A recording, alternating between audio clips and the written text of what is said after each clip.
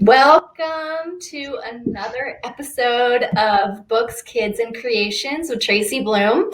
I feature people who uplift and inspire children with their work. And today I have the honor and privilege of speaking with Melissa Shapiro and her little tiny dog Piglet. Thank you for being here, Melissa.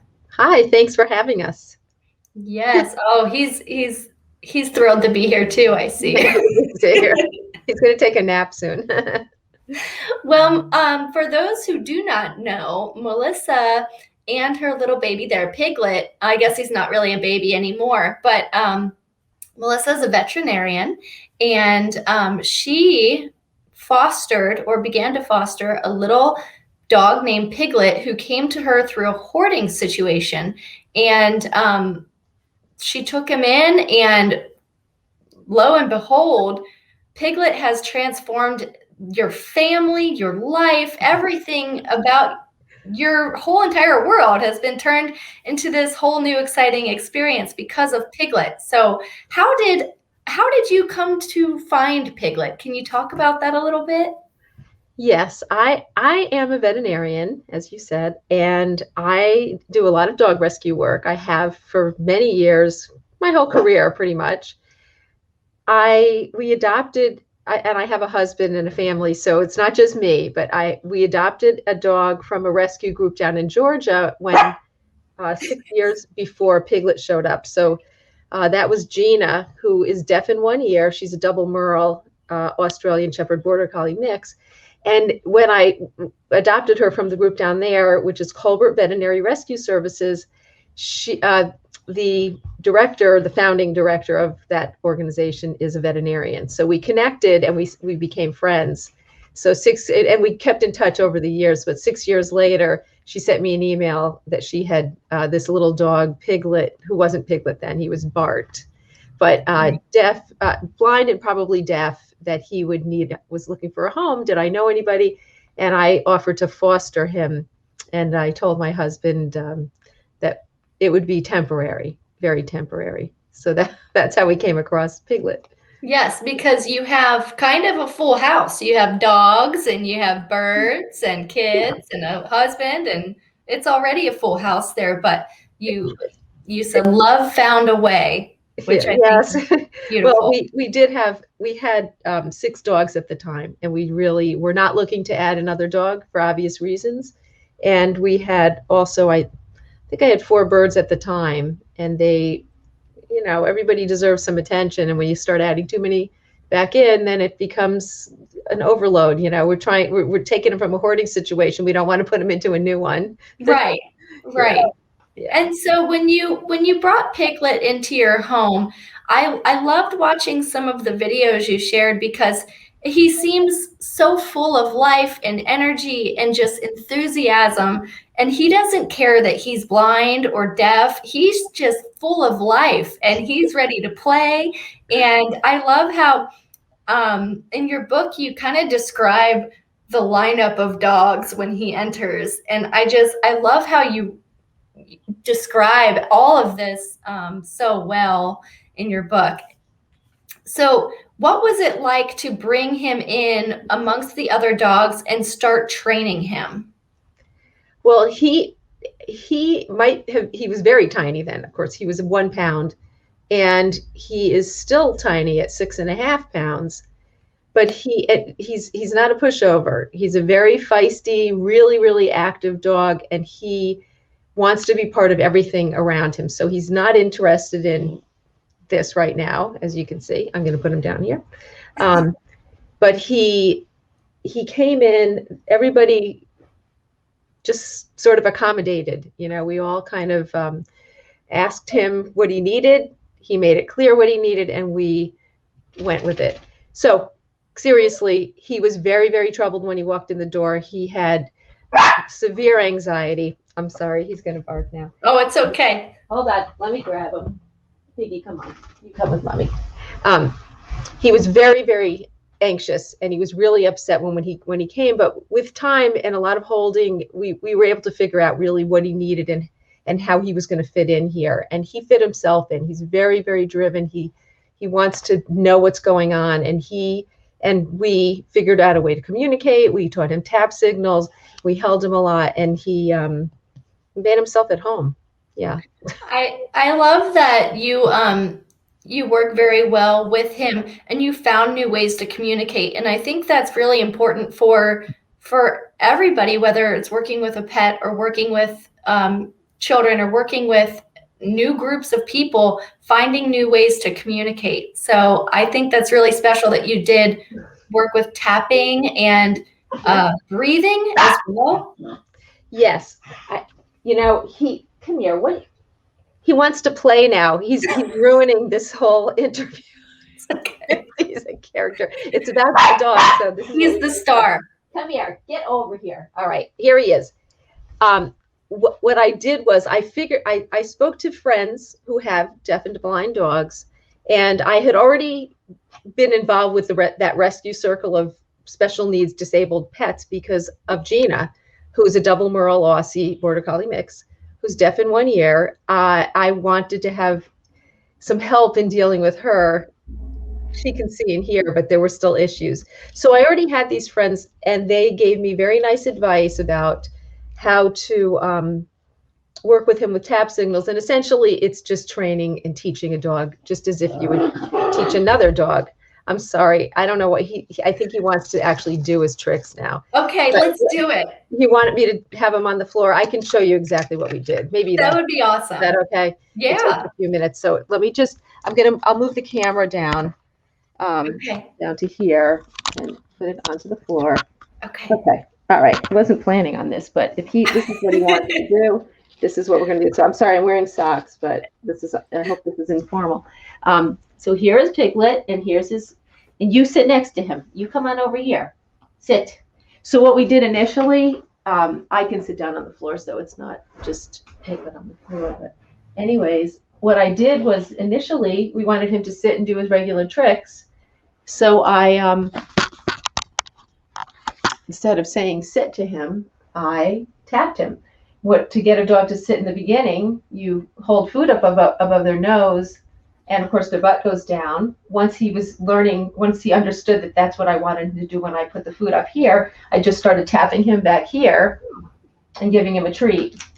So once he figured out, and it didn't take but a few minutes, that I was actually trying to tell him something with a tap, he was really, really game for doing other tricks and other communication through taps. So I taught him to do down, wait, which is just a tap on his nose. And that I did by just standing in front of him while he was holding still, and then giving him a treat. And he's so smart and so involved and eager to be part of what we're doing that it also only took him but a few minutes to realize that I was actually giving him a treat for sitting still. Yeah. So here he is sitting still. I'm giving him a treat. And then the blowing and hold on, you're not supposed to get up right now. Sit. And, he wants to do all of his tricks. So he wants to do, he's really funny. Do it again. Okay. If you'd like to have a little cookie. There you go. So with blowing, I normally call him over to me like this with a tap under his chin. Here, sit back down. There's a little bit of air current in here because of the air conditioner, but if I blow to him, then he comes. Oh. There he is. He comes right along. And I'm going to get back up here because I don't think you want to do this the whole time. So yeah, we taught him all of those nice tricks, and then he also knows other tricks,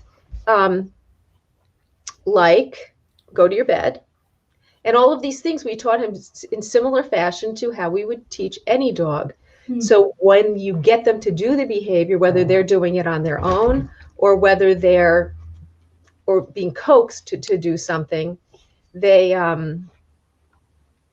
once you start rewarding them and making it clear you're marking that behavior with a positive reinforcement, then they do it again. And then we can add the tap signal or a verbal cue. So that's what we do with him. And he has a bunch of tricks he can do. He knows to go pee. He knows go to your bed. He knows to wait before he's going to eat. and all of that. And now he took a nap all morning. Now he's awake. He wants to play. Sorry about that. And I love that. So with your ability to foster dogs and train dogs, how, for me, I feel like if I would try that, I would end up with a house full of dogs. How easy is it, or how hard is it to foster and then give them to another home? Well, there's a lot of people fostering dogs and cats and other pets because it's a segue into them moving to a home in many cases. If we all kept all of them, then the people looking for animals would never get one, and we would have too many.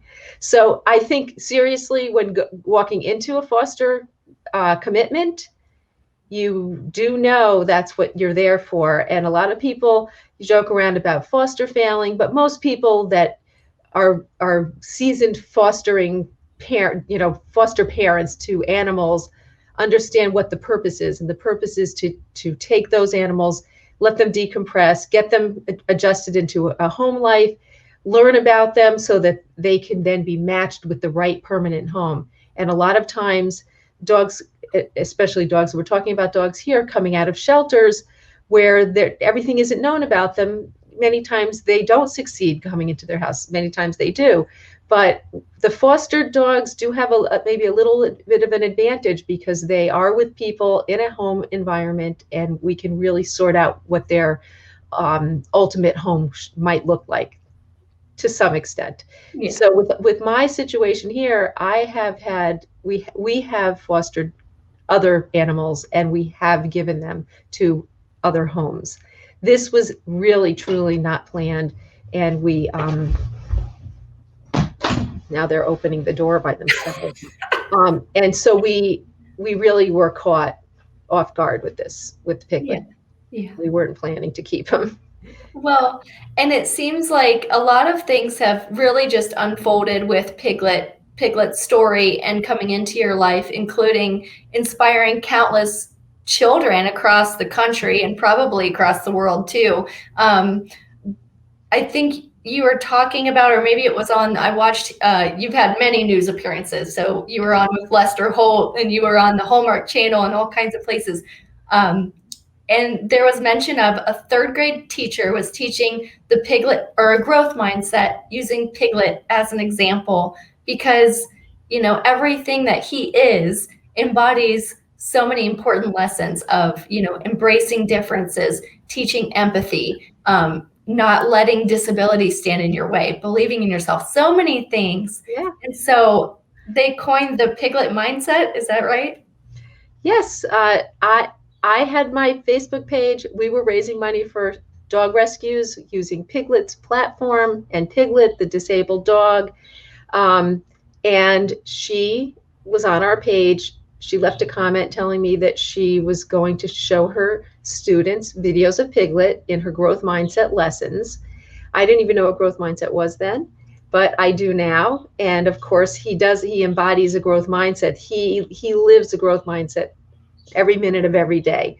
He's there facing his challenges in a positive way. He's optimistic, he's perseverant, he's flexible, he's resilient, and he brings out empathy in others. I don't know how empathetic he is. He is a dog. But adding to that, it started out as growth mindset lessons with the teacher in Massachusetts who did coin the phrase Piglet Mindset after growth mindset. And then we added inclusion, acceptance, empathy in the inclusion section, and kindness. And that we call Piglet's Inclusion Pack. So that actually came from another teacher that I was in contact with who's in Alabama. And that got started when we started to collaborate some and share ideas. That was a lot of fun also. I bet. I saw videos of kids wearing their little headbands, and they had Piglet ears on them. I actually made these, I don't know if you can see it here, but this is Piglet's Inclusion Pack card. It's a little out of focus, but anyway, this is their membership card and here's a picture of all the dogs on the back. And so we give these cards to the kids who are learning about Piglet in their classrooms, along with stickers, which I had showed you before, but they get these stickers. And there's Piglet Mindset too. So when teachers are using Piglet Mindset materials from our online curriculum, we like to collaborate and we like to communicate with the teachers, and hopefully that will lead to virtual or in-person visits that we can do with them to enhance the program.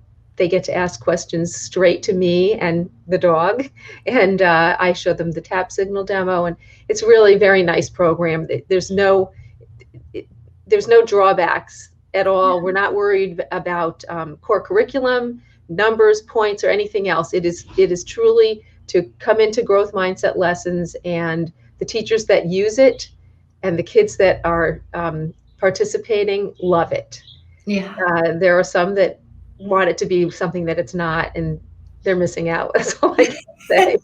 Well, I just think it's great that you have lesson plans on your website. And, I think it's because of COVID, a lot of things did go virtual. So it's probably allowed you and Piglet to virtually see so many more classrooms. Yes, and exactly. It's probably a lot easier on him too, Yes, being able to do these things from home and not have to. But from what I gather, he's pretty social, right? Well, he actually loves to travel. Oh. He loves to do his virtual visits for sure, because as you just saw him doing, he wanted to do more.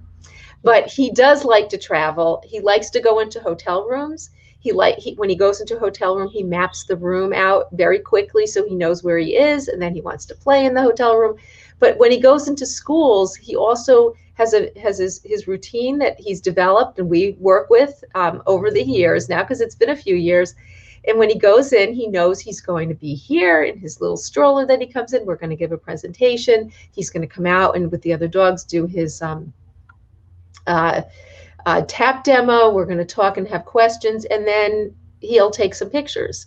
So he is disabled. He's processing on much less ability than a normal dog. So we do take that into consideration. We're respectful. We tell the kids we need to be considerate of what he can do, and we plan accordingly. Stop it. But in any case, they yes. So he enjoys it. He loves to be in the front of a picture, and he loves to get his treats. So he's good for either. And you're right. We were able to reach many more through the virtual visits, which, by the way, we had been offering anyways before COVID.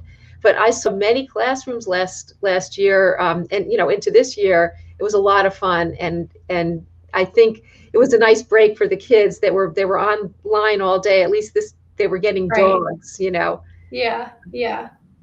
And you also have, so when you say he goes into a room and he kind of gets a feel for it and maps it, do you feel that his other senses are kind of heightened because he lacks the hearing and the visual? He's a Dachshund Chihuahua mix. He's got a good nose to start with because he's a hound, Dachshund. But I don't think he has a better nose than other dogs. I think he has learned to use his nose in a more optimal way, in a more effective way, because he has to. And there are plenty of dogs like him that don't really care. They're much more laid back. He is a very intense dog.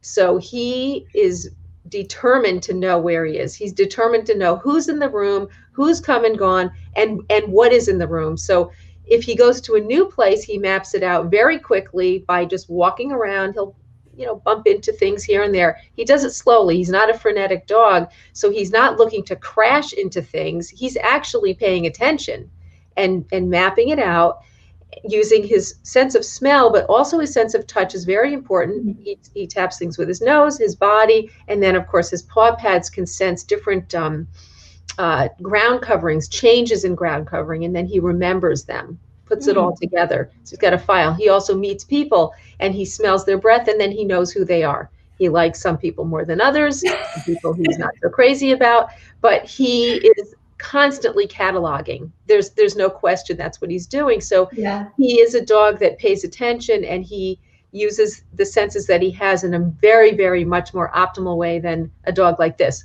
If I put put her in in a situation where so there's something new in the room. She looks at it, she walks away. He's like, having to investigate and make sure that he knows every last detail.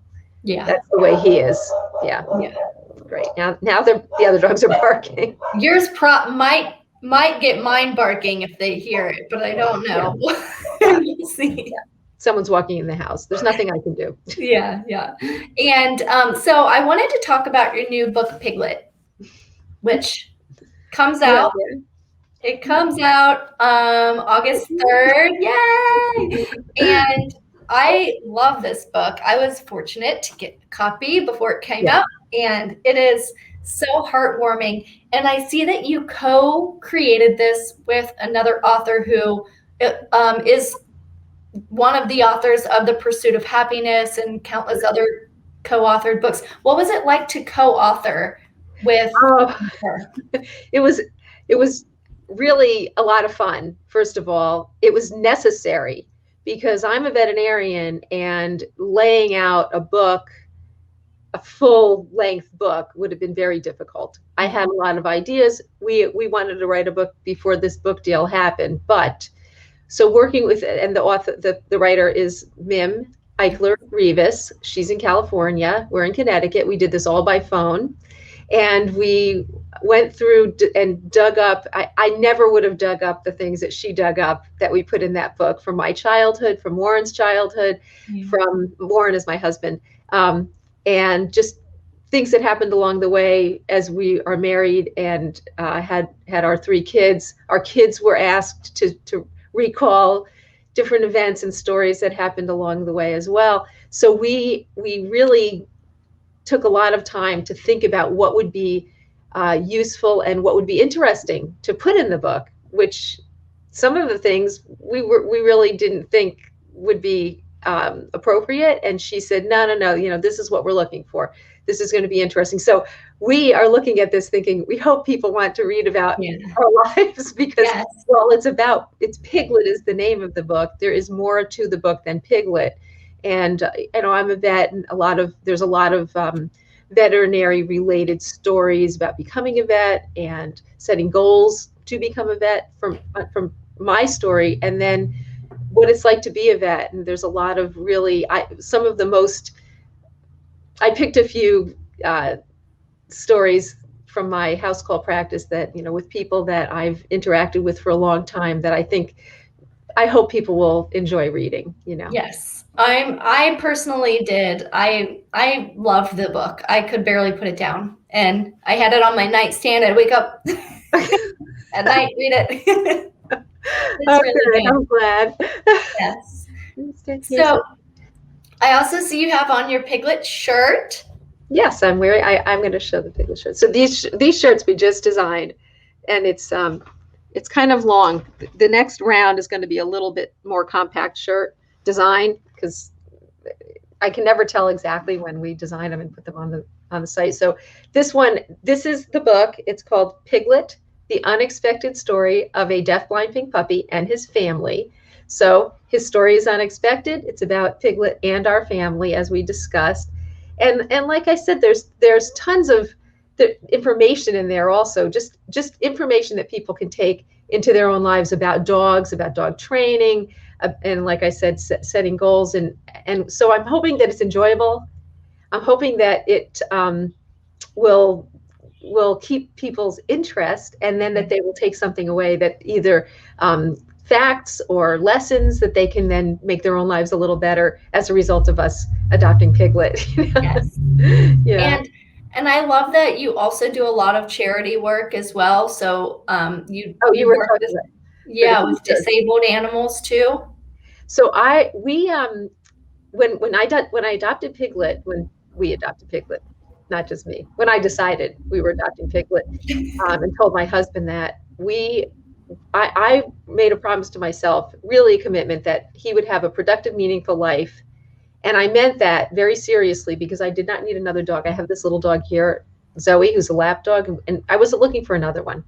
But as it turned out, I started, I looked for products that I could send easily to people around the world. And the first one I came up with is this, which Phone Case Oh, Wallet. yeah. And I sold hundreds of these myself. And I sent them all around the world to countries in Europe, Israel, South Africa. I don't, I probably not China, but many countries far away from here, in South American countries, and then almost all the states in the U.S., Canada. So I sold these, and then I moved on to other products, and the fundraising kept going to finally we landed with these T-shirts. And I told you before, I've raised almost $100,000 with the T-shirts. Incredible. And I sent all this money to dog rescue groups, probably around $50,000 to start with over a couple of years. And then we created a nonprofit to support our educational program as well as the dog rescues. So I'm building that financially because I want to be able to expand our program, the educational program. And then, so when I do these fundraisers, some goes to the dog rescues and then some goes into our nonprofit. So that's kind of how all of this has evolved into the nonprofit. And having a nonprofit is nice for people who do want to make donations, because then the donations in the US are tax deductible. So it all has evolved this way. And as we're growing the bank account for the nonprofit, I'm hoping to expand the program by hiring some help to maybe get some teachers on board to advise and create materials. And then I'm even thinking that we pull in a few dogs like Piglet and other parts of the country where we might not be able to get to easily, to go in and visit schools. So that's where I'm headed. That's awesome. We'll see what happens. Yeah. That's so cool. I was gonna say, what are some of your big plans? And it sounds like that's kind of what's on the horizon. Yeah. And of course, your book coming out in, a matter of a week or so. Yeah. That's so exciting. Are you doing any kind of like a book tour or anything like that? We have five virtual book events.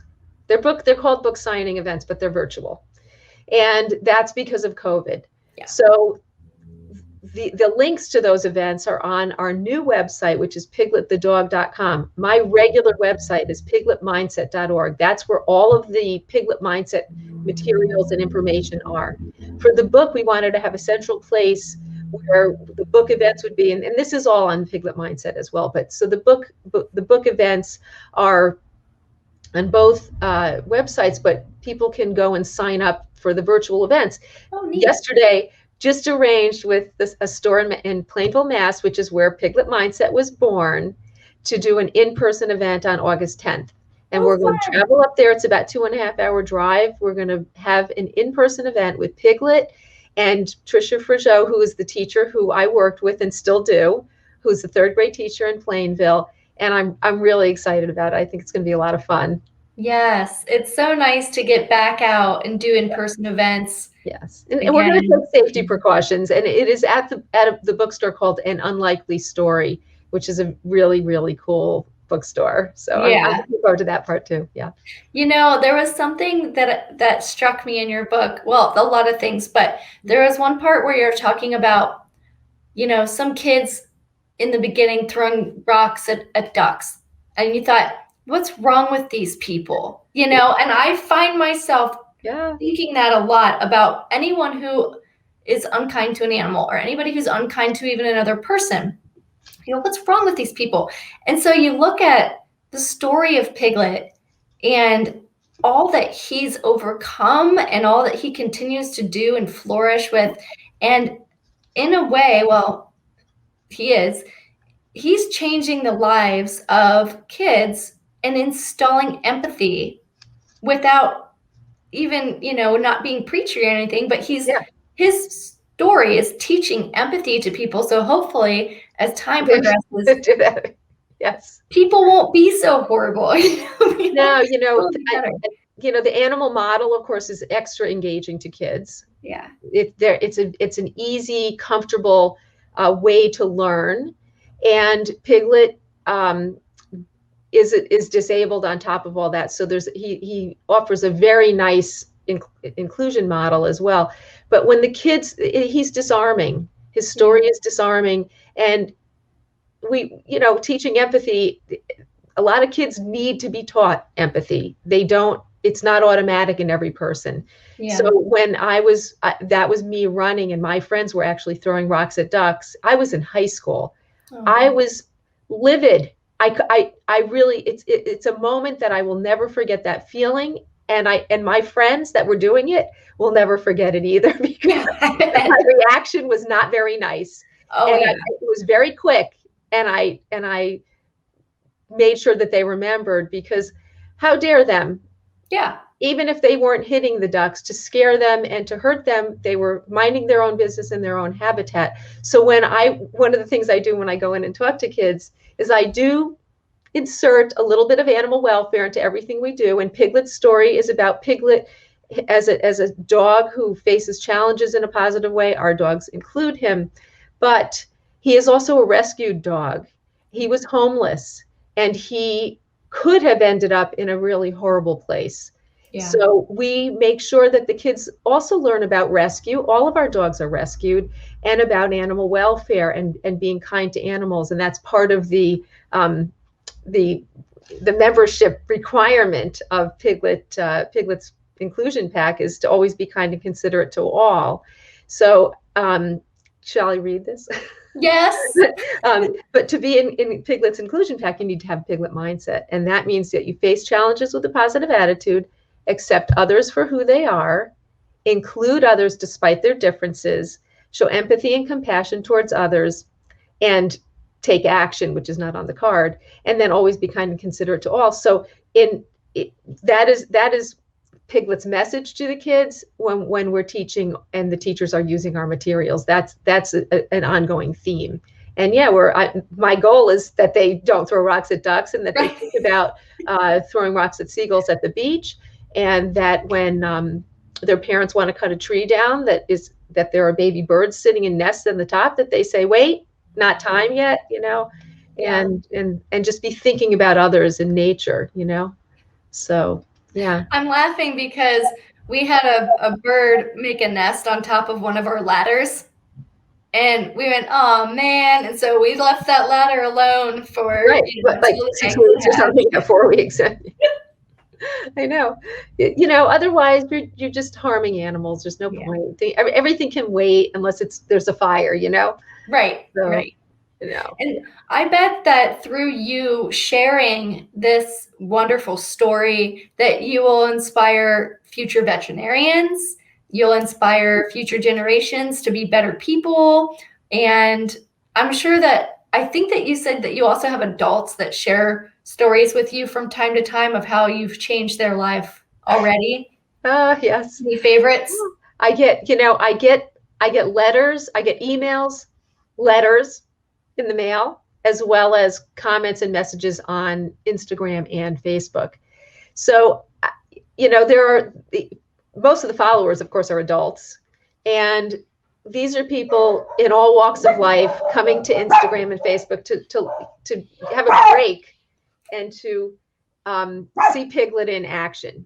Yeah. But many of them really do use him as a motivator to get up in the morning. They might have an injury, or they may have a chronic illness, and they can't wait to see Piglet in the morning. They turn on their computer to see Piglet. Otherwise, they'd be sleeping.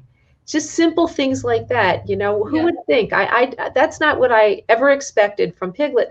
One woman actually sent me a note and said that her aunt was dying. For the last week while she was in hospice, this woman brought her Piglet t-shirt. Her aunt liked the shirt. She wore the shirt literally for the whole week while they watched Piglet videos every day, and she died wearing the shirt. That's chilling to me, because I did that, Yeah. I made those shirts, and I made somebody that happy in their last hours. And that's very, very, it's a very emotional thing for me to think about. Yeah. And another little bit more upbeat kind of thing is that Piglet also reaches the parents of kids who are disabled, and they, for whatever reason, are just inspired and just it lightens things up a little for them. And then teachers who I share Piglet with, of course, they're sharing it with the kids, but they're also moved by the whole project.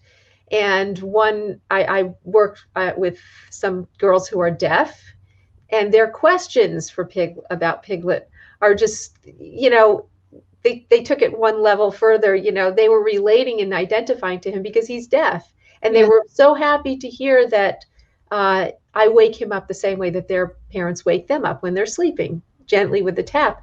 Another teacher told me, I visited a classroom, and the kids had various learning disabilities, and they were very, very excited to hear that we offer accommodations to Piglet, because in my presentation I talk about accommodating his disabilities, his limitations, and his needs. So to give him access to life, a good life. So anyway, they were really excited that Piglet gets accommodations also. Yes. So yeah, and I'm approached by people wherever we are telling me how excited people are about our book coming out now, about the educational programs when we're going to be at an event. People contact me, they want me to set up an event so that they can meet Piglet. Yes. It's a lot of fun, really, for me. I bet. And what's the best way for people to buy the book? Okay, well, there's the book website is pigletthedog.com. Okay. And that website has pre-order information, and then the book will be out on August 3rd, of course, in bookstores. And then my website, pigletmindset.org, like I said, also has that information on it, as well as all of the educational materials and other activities that we do. Very nice. For nonprofit, yeah. And before we conclude here, I'll just play a video that is one of my favorites that you sent. So here we go for everyone who's watching.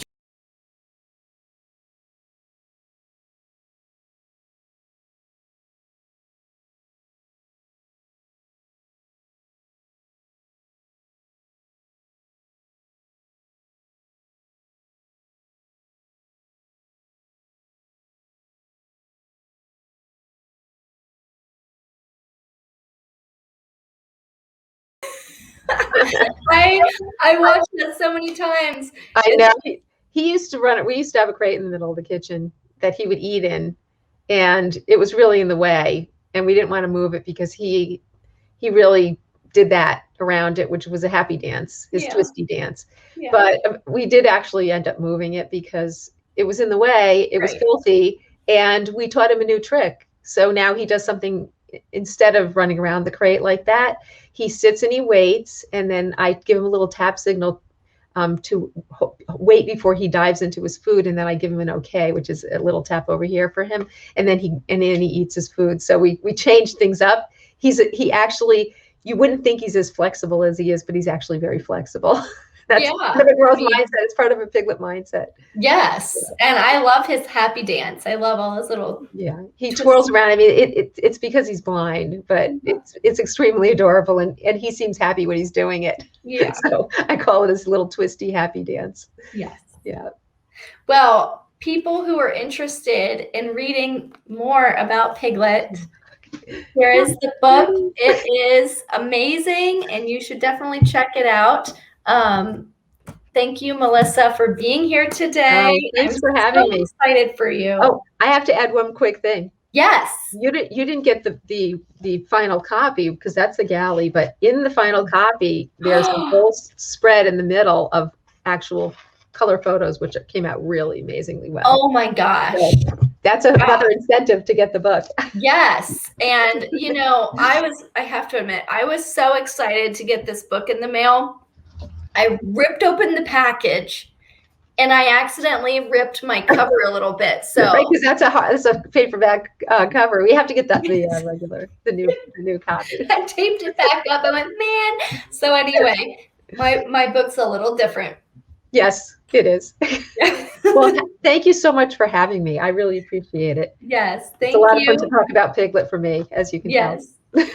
So everybody, go check out Melissa's new book, The Piglet The Unexpected Story of a Deafblind Pink Puppy and His Family, available August 3rd. And thank you, Melissa, for being here Thank today. you so much. Have a great afternoon.